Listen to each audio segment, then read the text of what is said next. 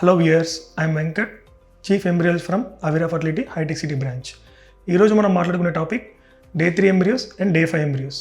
వీటిలో ఏది బెస్ట్ తెలుసుకుందాం. ఇప్పుడు ఫస్ట్ ఇన్ఫర్టిలిటీ కపుల్ అనేవాళ్ళు ఐవీఎఫ్ ట్రీట్మెంట్కి వచ్చినప్పుడు ఫస్ట్ ఫీమేల్ పేషెంట్కి ఐవీఎఫ్ స్టిమ్యులేషన్ స్టార్ట్ చేస్తాం. పీరియడ్ వచ్చిన సెకండ్ డే నుంచి స్టిమ్యులేషన్ స్టార్ట్ అవుతుంది. స్టిమ్యులేషన్ అంటే సర్టెన్ హార్మోన్ డ్రగ్స్ ఇచ్చి ఎగ్స్ని గ్రో చేయడం అనమాట. సో ఇది కొంతమందికి 10 days ఉంటుంది, కొంతమందికి 11 days ఉంటుంది, కొంతమందికి 9 days ఉంటుంది. సో ఒక సర్టెన్ స్టేజ్ వచ్చిన తర్వాత ఎగ్ సైజ్ వచ్చిన తర్వాత వాటిని ఎగ్ రిట్రీవల్ చేస్తాం అనమాట. ఇన్ ఓటీ ఆపరేషన్ థియేటర్లో అండ్ అనెస్థీషియా డాక్టర్ మాకు ఎగ్స్ కలెక్ట్ చేసి ఎంబ్రియాలజీకి ఇస్తారు. అక్కడ నుంచి ప్రొసీజర్ స్టార్ట్ అవుతుంది. అది డే 0 అనమాట. సో డే 0 ఏం చేస్తామంటే either conventional IVF or ICSI. Conventional IVF అంటే husband sperm count, morphology, motility మంచిగా ఉన్నప్పుడు కన్వెన్షనల్ ఐవీఎఫ్ చేస్తాం.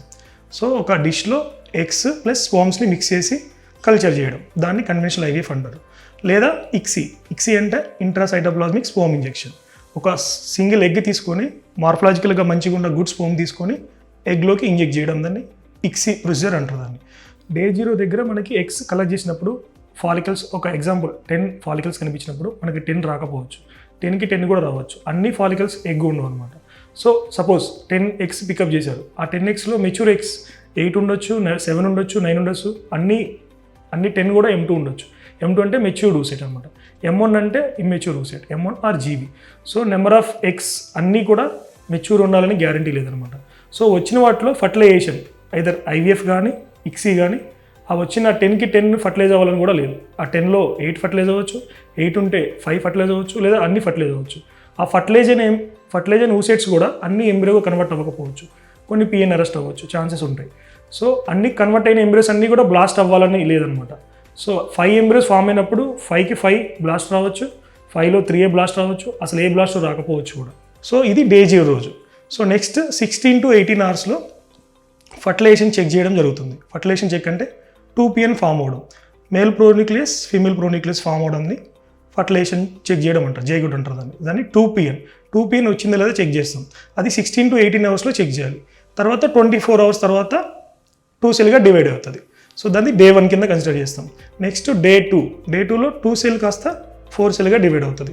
ఇది డే 2 48 hours తర్వాత జరుగుతుంది. నెక్స్ట్ డే 3 72 hours అప్పుడు జరుగుతుంది. ఇది 6 to 8 సెల్ మధ్యలో ఉండాలి. సో ఇక్కడ సెల్స్ అనేవి ఈక్వల్గా ఉండాలి, ఫ్రాగ్మెంటేషన్ తక్కువ ఉండాలి, అప్పుడు గ్రేడ్ 1గా పరిగణిస్తాం. ఫ్రాగ్మెంటేషన్ లెస్ దాన్ 10% ఉంటే గ్రేడ్ 1. సో ఫ్రాగ్మెంటేషన్కి ఎక్కువ ఉంటే 20% వరకు ఉంటే అది గ్రేడ్ 2 ఇస్తాం. మోర్ దెన్ 30% ఉంటే గ్రేడ్ 3 అలా కన్సిడర్ చేస్తాం అనమాట.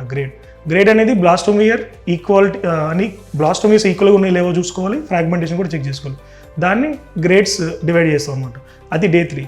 డే 4లో కాంపాక్ట్ అవుతుంది, మోర్లా స్టేజ్లోకి వెళ్తుంది అనమాట ఎంబ్రియో అనేది. అది డే 4లో జరుగుతుంది. నెక్స్ట్ డే 5 అంటే బ్లాస్టోసిస్ట్ స్టేజ్. అది 120 hours అప్పుడు జరుగుతుంది. బ్లాస్టోసిస్ట్లో ట్రోఫెక్డమ్ అండ్ ఐసిఎం ఆ 2 parts ఉంటాయి అన్నమాట. ఐసిఎం అనేది ఇన్నర్ సెల్ మాస్, చుట్టూ ఉండేది ట్రోఫెక్టోడోమ్ అంటారు దాన్ని. సో దీన్ని బేస్ చేసుకుని గ్రేడింగ్ ఇవ్వడం జరుగుతుంది. ఆ బ్లాస్టోసిస్ట్ సైజ్ అండ్ ఈ ఐసిఎం అండ్ ట్రోఫెక్డమ్ యొక్క గ్రేడింగ్ని బట్టి గ్రేడ్స్ డివైడ్ చేస్తాం అనమాట. సో ఇది డే 5 ఎంబ్రియోస్. డే 3 ఎంబ్రియో బెస్టా, డే 5 ఎంబ్రియో బెస్టా టు ట్రాన్స్ఫర్ అంటే మేము డే 5 అనే పరిగణిస్తాం. సో మా దగ్గర ఎక్కువ మేము 99% డే 5కే ప్రిఫర్ చేస్తాం ట్రాన్స్ఫర్. ఎందుకంటే డే 3 ఎంబ్రియో అనేది 8 సెల్ స్టేజ్లో ఉంటుంది. డే 5 అనేది అడ్వాన్స్ బ్లాస్టోసిస్ట్. ఆల్రెడీ మనకి ఇక్కడ బ్లాస్టోసిస్ట్ ఫామ్ అయింది, 2 days అడ్వాన్స్ ఉంది. సో మనం డే 3 ఎంబ్రియోస్ ట్రాన్స్ఫర్ చేసినప్పుడు అది యుట్రస్లో డే 3 నుంచి డే 5కి వెళ్ళిందా లేదనేది మనకి డౌట్ ఉంటుంది అనమాట. సో సక్సెస్ రేట్ అనేది ఇక్కడ కొంచెం తక్కువ అనిపిస్తుంది. సో ఆల్రెడీ బ్లాస్ట్ ఫామ్ అయిందని మనం ట్రాన్స్ఫర్ చేస్తే కొంచెం సక్సెస్ రేట్ ఎక్కువ ఉంటుంది. ఈ బ్లాస్ట్ కూడా హ్యాచ్ అయిన బ్లాస్ట్ అనేది కొంచెం ఎక్కువ రేట్ ఉంటుంది అనమాట. సో హ్యాచ్ అవ్వడం అంటే జోనా అనేది బ్రేక్ అయ్యి ఆ ట్రోఫెక్డమ్ అనేది బయటికి రావాలి. సో దీన్ని హ్యాచింగ్ అంటారు. సో హ్యాచ్ అయిన బ్లాస్ట్ని ట్రాన్స్ఫర్ చేస్తే కొంచెం ఛాన్స్ ఎక్కువ ఉంటుంది. ఇంకా నెక్స్ట్ స్టెప్ ఏముంటుందంటే ఓన్లీ మనకి ఇంప్లాంటేషన్, ఎండోమెట్రియంలోకి వెళ్ళి అతుక్కోవడంని ఇంప్లాంటేషన్ అంటారు. సో ఇది హ్యాచ్ అయిన బ్లాస్ట్ మాత్రమే ఎక్కువ ఛాన్స్ ఉంటుంది. So in case Zona thick ఉంటే మనం అసిస్టెడ్ హ్యాచింగ్ అని చేస్తాం. లేజర్ మిషన్తో చిన్న షాట్ ఇస్తే చిన్న హోల్ పడుతుంది జోనాకి. సో అది అప్పుడు మనకి హ్యాచింగ్ అవ్వడానికి ఛాన్స్ ఎక్కువ ఉంటుంది. సో ఇది ఓన్లీ అబ్నార్మల్ జోనా ఉన్నప్పుడు, థిక్ జోనా ఉన్నప్పుడు మనం ఈ ప్రొసీజర్ చేస్తాం అనమాట. దీన్ని అసిస్టెడ్ హ్యాచింగ్ అంటారు. సో డే 3 ఎంబ్రియో కన్నా డే 5 ఎంబ్రియో బెస్ట్ ఈ విషయంలో. ఈ day 3 and day 5 embryo transfer అప్పుడు కూడా మనం ఇంకొక విషయాన్ని పరిగణలోకి తీసుకోవాలి. Number of embryos and number of blast. మనం ఎన్ని ఎంబ్రియోస్ ఎన్ని బ్లాస్ట్లు ట్రాన్స్ఫర్ చేస్తున్న దాని గురించి కూడా సక్సెస్ రేట్ అనేది డిపెండ్ అయి ఉంటుంది. డే 3 ఎంబ్రియోస్ అయితే యాజ్ ఆఫ్ నౌ 2 ఎంబ్రియోసే మనం ట్రాన్స్ఫర్ చేయాలి.